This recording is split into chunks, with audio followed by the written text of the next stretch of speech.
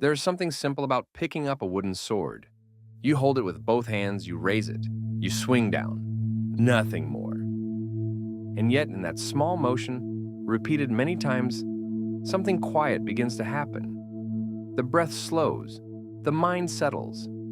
The day, with all its noise and complication, starts to feel a little more whole. This is Kendo. Or for many, a version of it practiced at home, with a wooden sword called a bakken. It is not about fighting. It is not about competition. It is about something much older and much gentler, the patient work of bringing the body and mind into alignment. Today, we will explore what research suggests about this kind of practice. Not just Kendo itself, but the broader idea of disciplined, repetitive movement as a path toward balanced health. We will look at 3 ideas, each supported by peer-reviewed studies. And then, I will share a personal story about returning to this practice after many years away. Let us begin. The first idea is this. Structured physical practice may support quality of life in ways that go beyond physical fitness.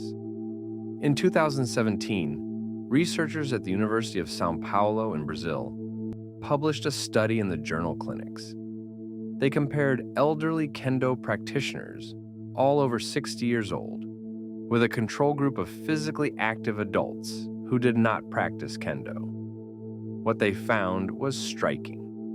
The Kendo players reported significantly higher quality of life, particularly in the physical and environmental domains. They also showed better scores in social participation and in how they viewed their past, present, and future. The researchers used validated instruments, including the World Health Organization Quality of Life questionnaires. And while the sample was small, 20 participants total, the findings pointed towards something meaningful. Kendo seemed to offer benefits that went beyond simple exercise. The practice appeared to support not just physical function, but a deeper sense of engagement with life. This may be because Kendo is not simply physical. It involves concentration, ritual, and the cultivation of what practitioners call mind-body unity. Each swing of the sword requires coordination of breath, posture, and intention. Over time, this kind of practice may support a sense of purpose and coherence that is difficult to achieve through physical activity alone. The second idea concerns what researchers call hard martial arts and their effects on mental well-being. In 2025, researchers at Kyoto University published a multicultural study in Frontiers in Psychology. They surveyed nearly 600 participants across Europe and Japan, comparing Kendo practitioners with non-practitioners who exercised regularly.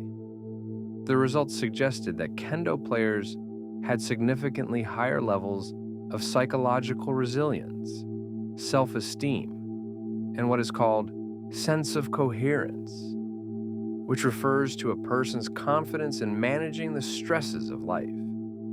The researchers used several established psychological questionnaires, including the Connor-Davidson Resilience Scale and the Rosenberg Self-Esteem Scale. While they were careful to note that the study was exploratory and cross-sectional, meaning it could not prove causation, the pattern was consistent. People who practiced Kendo appeared to have stronger psychological resources than those who did other forms of exercise. Why might this be? The researchers suggested that Kendo's emphasis on mental training, focused breathing, and what they called Zen-like states may contribute to its benefits. Unlike many forms of exercise that emphasize competition or physical outcomes, Kendo emphasizes self-improvement, emotional control, and respect. These values, practiced repeatedly over time, may help build the kind of inner stability that supports resilience.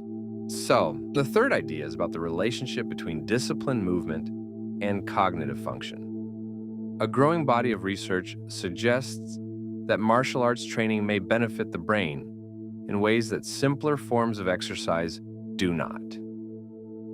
In 2015, researchers published a study in the Journal of Strength and Conditioning Research comparing martial arts classes with walking in middle-aged adults. While both types of activity improved attention and processing speed, only the martial arts training improved executive function, which refers to the higher-order thinking skills we use to plan, focus, and manage our behavior. The researchers hypothesized that the complex, coordinated movements of martial arts may provide greater stimulation to the brain. Unlike walking, which involves repetitive, simple motions, martial arts require constant adjustment, spatial awareness, and the integration of multiple body systems. This cognitive complexity may explain why martial arts practitioners often show improvements not just in physical fitness, but in mental clarity and focus. For older adults, this is particularly meaningful. Executive function tends to decline with age, and this decline is associated with reduced independence and quality of life. Practices that support cognitive health, therefore, are not simply about staying sharp. They're about maintaining the ability to live fully and meaningfully. I want to share something now, a reflection, not evidence, something from my own experience. I first learned Kendo when I was a college student. I was drawn to it simply because it looked interesting and strong.